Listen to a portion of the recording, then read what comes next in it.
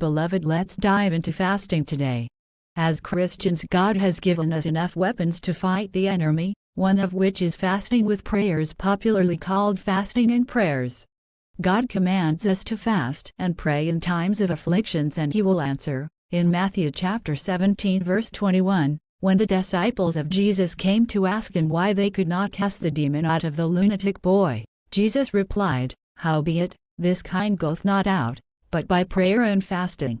Also in Joel 2 verse 12 says, "Therefore also now, saith the Lord, turn ye even to me with all your heart, and with fasting, and with weeping, and with mourning." But what is an acceptable fast? Join us, watch, subscribe and share. Sister Mary, what do you think about the upcoming of the mid-year fasting and prayers? I think it is a good thing to go on fasting and prayers, and I know it is going to be powerful. I am very excited. I hope you are too. Well, if you ask me, I will say it is totally unnecessary, and I really don't see the impact it is going to have in our lives. Sister Leslie, you see, being a Christian is not only about going to church alone, it's also about a battle against the enemy. Enemies? I don't have enemies. I don't offend anyone, and I am loved by all, judging from how people receive and treat me, and also everything in my life is working smoothly. I do not have any hurdles in life to have to go through any fasting. The Bible says in Ephesians 6 verse 12 that, "For we wrestle not against flesh and blood, but against principalities, against powers, against the rulers of the darkness of this world, against spiritual wickedness in high places." As long as you make up your mind to follow Christ, you are in a battle with the devil, because the devil is after your soul. When the devil sees you are not seeking God diligently, he leaves you alone but strikes when you really make up your mind to follow Christ. So our enemies are not the people around us but the devil. Is that true? Sister Mary, oh now I get it. How was the office, Carla? Lunch break is always a memorable one for me.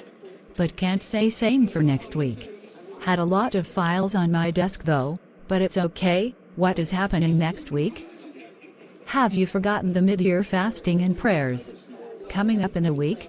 I have totally forgotten about it. But this fasting thing, I am now tired of fasting and prayers.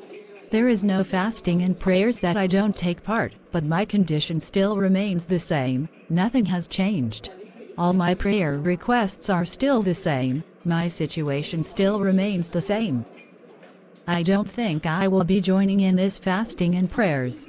My friend, in Isaiah chapter 58 verse 3, the nation of Israel complained unto God, asking why they pray and fast, yet God does not take notice of or acknowledge it.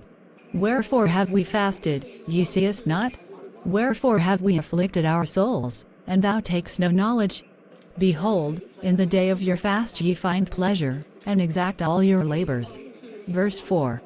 Behold, ye fast for strife and debate, and to smite with the fist of wickedness. Ye shall not fast as ye do this day, to make your voice to be heard on high.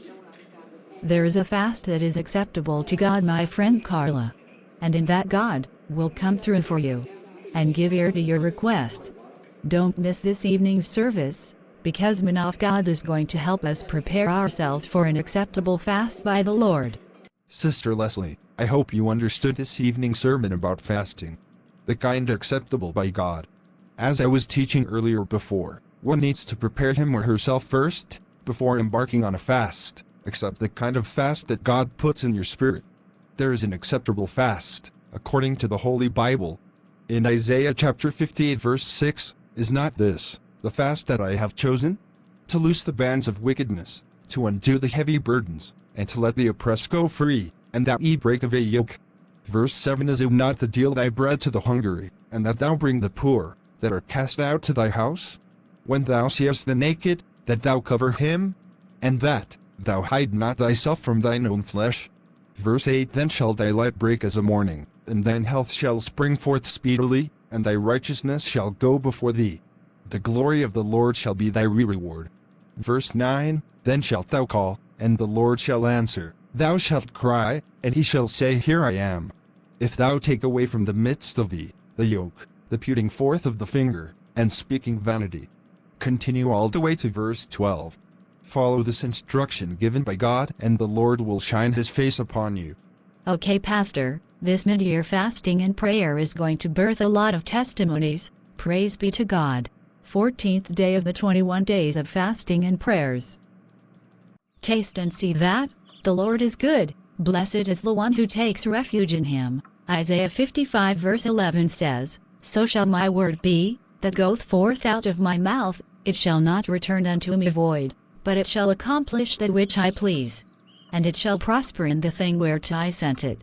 The Lord has heard my cry, and has answered my prayers. I can now pray in tongues. Favors are following me, left, right and center. I have been delivered of monitoring spirits. Someone I least expected offered to pay for my house rent for 3 years. My promotion, which I have applied for so many years, has been approved, and I am to be given a company car and a driver. The list of the testimonies is endless. In just 2 weeks into the fasting and prayers. Thank God I embarked on this fasting and prayers. Thank you so much for watching. Hope you put it into practice and share the testimony right here. Please support us by subscribing to this channel, like the videos, comment, share to others to help someone out there. Turn on the notification bell for you to be notified whenever we upload a video.